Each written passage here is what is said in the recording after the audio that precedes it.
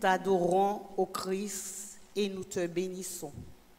Par ta croix, tu as racheté le monde.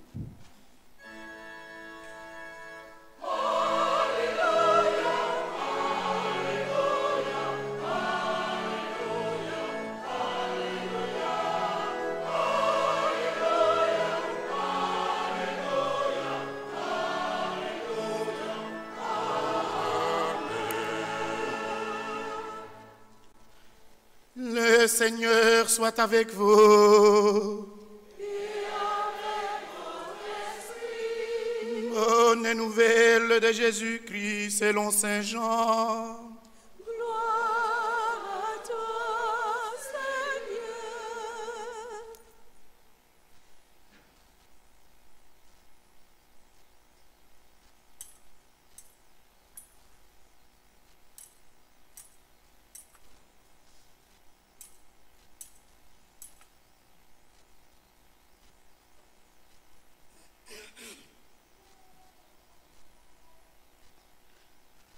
Nul n'est monté au ciel, sinon celui qui est descendu du ciel, le Fils de l'homme. De même que le serpent de bronze fut élevé par Moïse dans le désert, ainsi faut-il que le Fils de l'homme soit élevé, afin que tout homme qui croit obtienne par lui la vie éternelle. Car Dieu a tant aimé le monde qu'il a donné son Fils unique. Ainsi, tout homme qui croit en lui ne périra pas, mais il obtiendra la vie éternelle. Car Dieu a envoyé son Fils dans le monde, non pas pour juger le monde, mais pour que, par lui, le monde soit sauvé.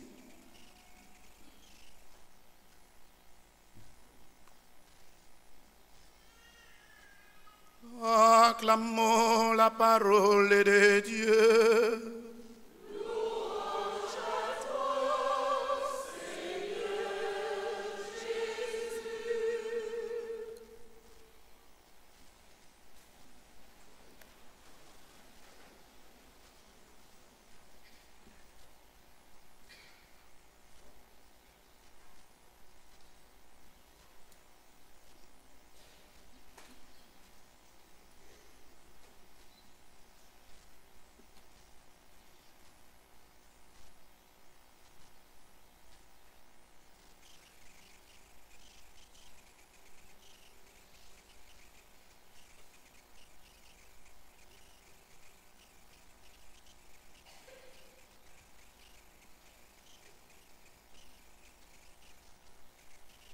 Bien-aimés dans le Seigneur, comme je le disais au tout début de cette célébration eucharistique, que nous, chrétiens, aujourd'hui, en ce dimanche, l'Église Notre Mère nous donne de fêter le symbole de notre salut.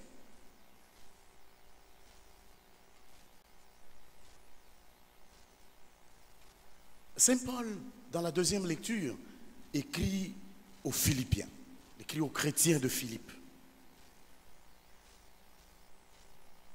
Et dans cette lettre, il nous montre comment le Christ Jésus, notre Seigneur, lui qui était de condition divine, lui qui a existé avant la création du monde et avant l'incarnation, a vécu d'abord évidemment auprès du Père et il est venu, il a accepté la condition humaine. Donc, la divinité a assumé l'humanité. Et voilà pourquoi, du concile de Nicée au concile de Constantinople, l'Église, notre mère, formula le credo que nous appelons le credo de Nicée-Constantinople, où Jésus est reconnu comme vrai homme et vrai Dieu. C'est celui-là, Dieu qui vient auprès de nous, Dieu qui s'est fait homme. Et c'est celui-là qui a aussi accepté de mourir pour le salut du monde. Et c'est celui-là qui sera élevé sur la croix. Parce que lorsque l'homme a péché, ce dernier ne pouvait pas se sauver lui-même. Il a fallu qu'un sauveur vienne pour réconcilier l'homme avec lui-même, l'homme avec l'autre homme et aussi l'homme avec Dieu. Il a fallu un sauveur qui vienne dans le monde. C'est Jésus-Christ qui était des conditions divines. Il a accepté de se faire homme. Il a accepté de mourir sur la croix. Qui mourait sur la croix? Nous savons bien ce que ça signifie la croix dans l'Empire romain de l'époque.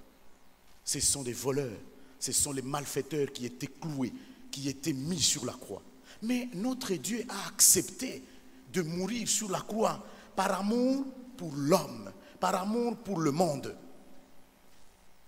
Bien-aimés dans le Seigneur, Saint Paul a voulu que les chrétiens de Philippe le sachent, que Dieu est venu dans le monde. Il a assumé la condition humaine. Et l'auteur de l'Épître aux Hébreux nous le dit bien, qu'il a fait l'expérience de tout, sauf le péché. Il a accepté la croix.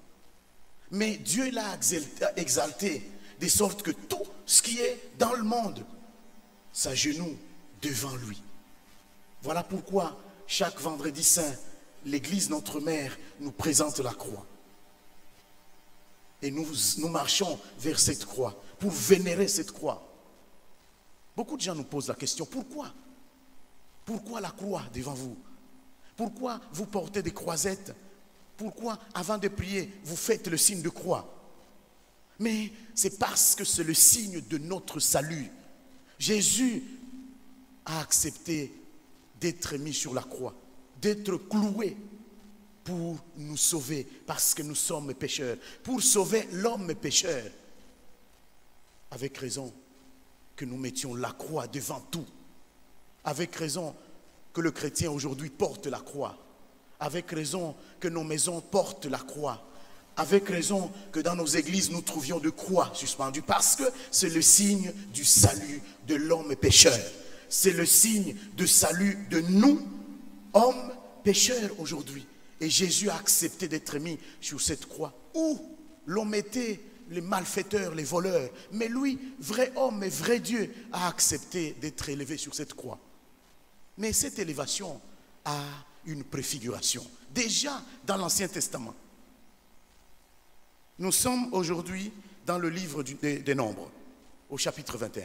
Mais si nous allons déjà lire au chapitre 20 du même livre, nous trouvons déjà l'expérience de Mériba. Les fils d'Israël, sortis d'Égypte, de l'esclavage, un lieu où ils ont été déshumanisés. Mais le Seigneur décide. Le Seigneur jette un regard de bonté, de salut sur eux. Il envoie Moïse. Sors-moi, mon peuple, de cet endroit d'esclavage, de cet endroit de déshumanisation. Je donne à mon peuple un nouveau pays, une nouvelle terre. Mais il faut y marcher. Il faut marcher. Il faut traverser le désert. Pendant 40 ans, il y a beaucoup d'épreuves. Il faut tenir debout. Il faut tenir bon. Il faut être courageux. Il faut traverser des vicissitudes de la vie. Au chapitre 20, nous voyons déjà le peuple dans le désert, à Mériba, sans eau, peuple déshydraté, peuple sans eau. L'eau, c'est la vie. L'eau, c'est la vie. Alors, Israël a récriminé. Le mot-clé ici, c'est la récrimination. Israël récrimine. Et quand vous allez au dictionnaire, récriminer, c'est-à-dire critiquer amèrement. Dans notre vie, nous avons aussi récriminé. Les enfants parfois récriminent contre leurs parents. Vous avez aussi parfois des frères et sœurs qui récriminent l'un contre l'autre à cause des difficultés de la vie, à cause des problèmes qu'ils ont. Israël a récriminé, Israël a murmuré parce qu'il n'avait pas d'eau à boire, parce qu'il n'avait pas de nourriture.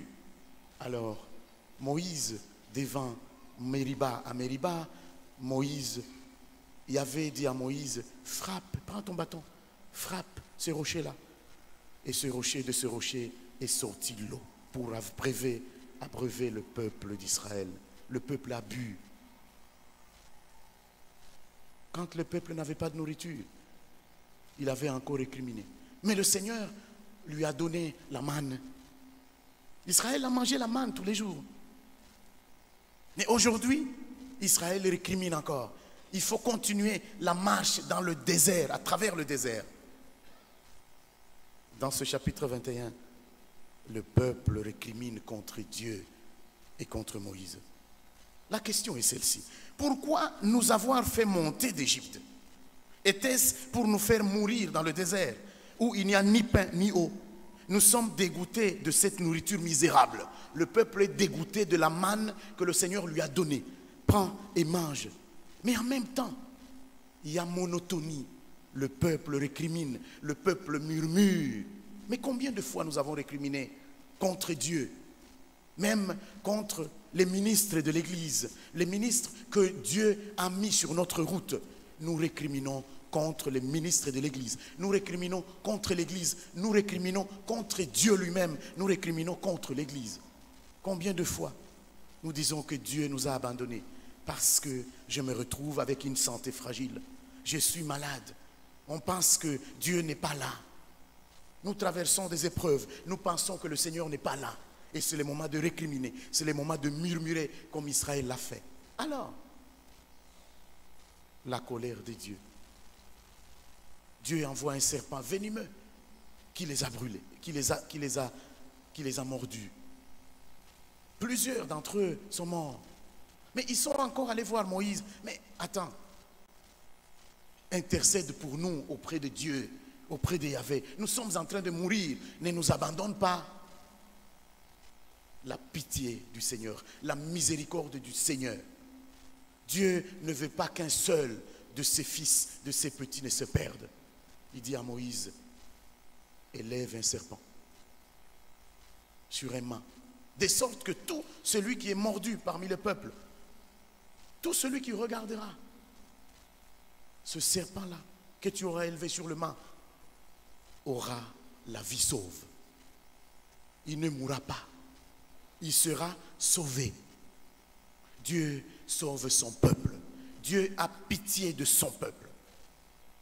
Dieu a sauvé Israël malgré sa récrimination, malgré ses murmures. Dieu nous sauve malgré nos murmures. Dieu est là. Dieu est dans notre péché. Dieu pardonne nos péchés malgré nos faiblesses. Ne pensons pas qu'il n'est pas là. Il est là. Il est dans nos petites croix de tous les jours. Il est dans nos épreuves de tous les jours. Il est là pour nous tenir par la main et que nous vivions et que nous ayons la vie éternelle. L'évangile d'aujourd'hui, c'est le dialogue entre Jésus et Nicodème. Nicodème est allé voir Jésus pour lui poser des questions. Qu'est-ce qu'il faut faire pour avoir la vie éternelle? Ce dialogue commence déjà au chapitre 3, depuis le premier verset. Alors, il dialogue. Jésus lui dit, il faut renaître. Il faut renaître. Mais c'est inouï. Nicodème pensait qu'il retournerait dans le sein de sa mère pour naître de nouveau, afin qu'il ait la vie éternelle. Mais Jésus lui dit non. Il faut naître de l'eau et de l'esprit. Il faudrait que Nicodème soit baptisé. Il faudrait que Nicodème accepte de suivre le Christ. Il faudrait que Nicodème accepte que Jésus, de condition divine, lui qui a accepté d'assumer la condition humaine, sera élevé sur la croix. C'est ce qu'il lui dit aujourd'hui. Nul n'est monté au ciel, sinon celui qui est descendu du ciel, le Fils de l'homme. Et alors, c'est celui-là, dans leur dialogue, il arrive jusqu'à ce verset pour lui dire que le Fils de l'homme sera élevé sur la croix comme Moïse avait élevé le serpent de bronze dans le désert pour le salut des fils d'Israël. S'il veut être sauvé, il doit accepter le Fils de l'homme dans sa vie. Il doit être baptisé au nom de Jésus. Et ce Jésus-là qui sera élevé sur la croix. Souvenez-vous que quand Jésus a présenté cela à Pierre, Pierre a refusé. Pierre n'a pas accepté la croix dans la vie de Jésus. Il n'a pas accepté la croix dans sa vie. Mais Jésus lui a dit, passe derrière moi, Satan. toi, tu veux mettre les bâtons dans les roues, n'est-ce pas, pour que je n'accomplisse pas la mission que j'ai reçue de mon Père. Tout chrétien qui veut avoir la vie éternelle doit accepter la croix dans sa vie. La croix, Jésus n'y est pas resté. Jésus est mort. Dieu l'a exalté. Dieu l'a ressuscité d'entre les morts. Et il est monté au ciel. Voilà pourquoi la croix a une signification très importante dans la vie des chrétiens que nous sommes, chers frères et sœurs. Aujourd'hui, c'est la fête de notre salut. C'est la fête du salut de tous les chrétiens du monde entier. Nous devons nous réjouir aujourd'hui. Voilà donc ce que signifie la croix dans votre vie, la croix dans ma vie. Nous sommes baptisés au nom du Père et du Fils et du Saint-Esprit. Et voilà pourquoi tous les chrétiens du monde entier doivent être fiers du signe de la croix, malgré les questions qui nous viennent de partout. Pourquoi la croix dans votre vie? Nous avons là la raison de croire. Nous avons là la raison de porter la croix. Donc, s'il y a des bobos dans notre vie, s'il y a des petites croix dans notre vie, s'il y a des souffrances dans notre vie, acceptons cela avec joie. Comme je le disais dans une de mes homélies ici, sur la souffrance, le chrétien est celui-là, quand tout pèse dans sa vie, à cause de l'un ou de l'autre, quand tout pèse, quand il souffre, quand elle souffre à cause des hommes, à cause des membres de sa famille, à cause de ses parents, à cause des vicissitudes de la vie. Mais en tant que chrétien, nous avons à accepter cela dans la joie à notre Seigneur Jésus-Christ, lui qui a souffert le premier, lui qui a souffert pour nous, lui qui a souffert pour nous sauver, lui qui a souffert pour sauver Israël. Nous devons accepter cela avec joie dans le Seigneur. Donc, dès aujourd'hui, sachons que nous avons à regarder la croix dans toutes les circonstances de notre vie, parce que Jésus y est monté. Lui qui n'était pas voleur, lui qui n'était pas malfaiteur, lui qui était vrai Dieu et vrai homme, a accepté de monter sur cette croix pour me sauver. Donc avec raison que quand je souffre, quand je n'ai plus d'espoir, quand je manque de courage à cause des vicissitudes de la vie, j'ai à regarder, j'ai à élever mes yeux, à lever mes yeux vers la croix qui est dans l'église, qui est dans ma maison, que j'ai portée dans mon cou, sur ma poitrine, pour que je puisse y puiser la force pour pouvoir continuer dans ma vie de chrétien, dans la vie de ce monde qui est difficile, et appeler Jésus sur cette croix afin qu'il vienne toujours nous sauver, qu'il vienne alléger ma croix tous les jours de ma vie, et que nous soyons des témoins fidèles de cette croix qui est signe, symbole du salut de l'humanité. Amen.